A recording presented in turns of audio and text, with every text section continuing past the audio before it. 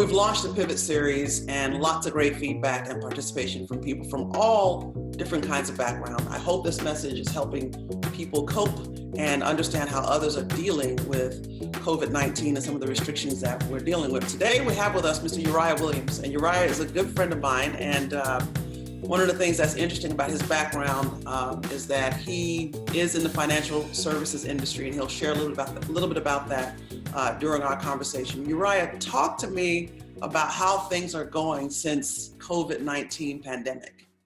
You know, for the most part, things have kind of still been business as usual. So me, myself, you know, I'm a person who appreciates solitude.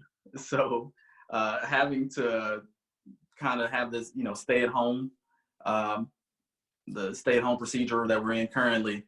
Other than that, I haven't really truly felt restricted. I'm a financial advisor.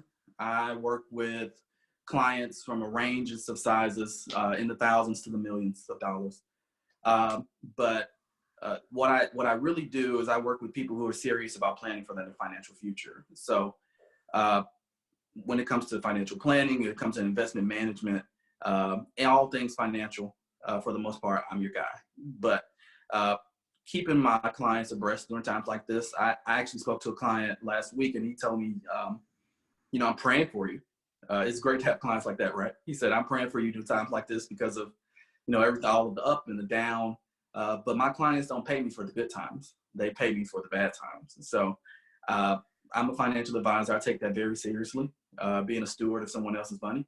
And I have been in constant contact with many of them throughout this entire process.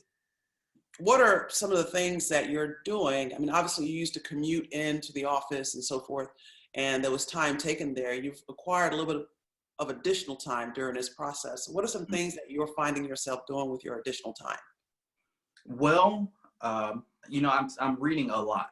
So you know, if you look at social media, you're seeing all of these people, I call them the too busy.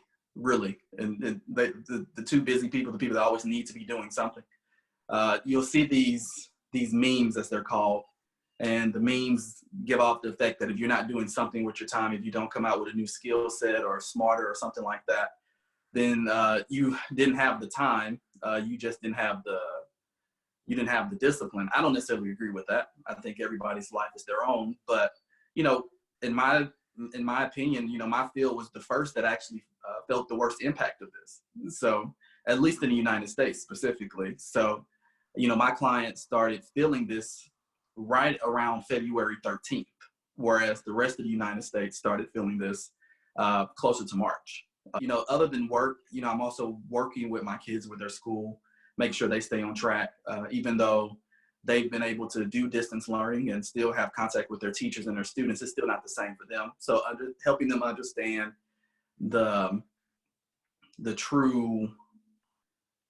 helping them understand how big of a historical impact this is going to have on their lives. You know, I keep telling myself I'm going to start working out.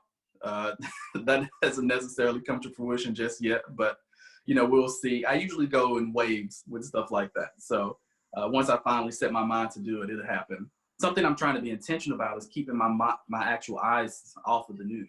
So, and keeping my mind off of what's, you know, truly going on as well. You know, not to put myself in a mindset of not living in reality, but sometimes the rhetoric and the stuff that comes from that can just kind of be overwhelming. So we're going to make it out of this. I've been saying that throughout this series. And I'm curious, what are some things that you're looking forward to once outside opens back up again? You know, that's a very, very good question. I can't say there's one particular thing, but just getting back to living life in general is really my mindset. You know, as an example, one of the greatest joys I have is watching my sons, I have two boys, compete in sports. They love sports. They love football, they love basketball, and their seasons as a result of this were canceled. So not being able to interact with the other kids, not being able to mold, you know, our next generation, I take that very seriously. You know, it's something that I've lost. Being able to simply meet friends and enjoy life together, what a lot of people would call the little things have now turned out to be very big things, you know, when you see that it can easily be taken away from you. Great. So throughout this series, I've been asking individuals to think about those who have been severely impacted. I mean, you've been around this conversation as early as February, right, with your financial space. Could you just share some words of encouragement with the people who are watching? I feel like we are a very, very resilient people, you know, African Americans in particular. And there's nothing that we are being faced with that our generations past have not been faced with less resources and less technology.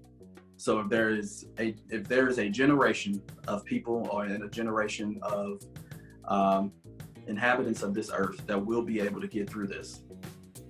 Wow, that's powerfully said. Well, listen, I want to just personally thank you for sharing your insight and your experience through this. I wish you the very best. And for all of those who are taking a look, I hope this has done something to inspire you. And until next time, let's continue to activate, elevate for the win.